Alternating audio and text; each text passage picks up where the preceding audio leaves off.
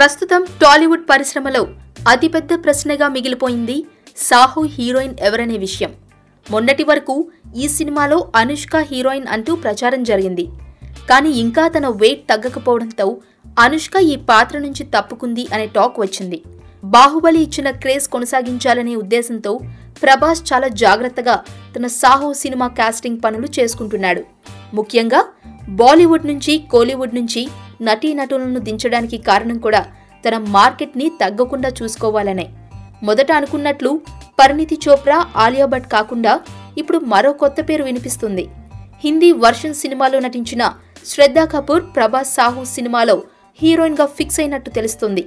ఇటు బడ్జెట్ కు అటు ప్రభాస్ కు సూట్ అయ్యే ఫిజిక్ ఈమెకే ఉన్నాయని అనిపించి ఈమెను తీసుకున్నట్లు టాక్ వస్తుంది.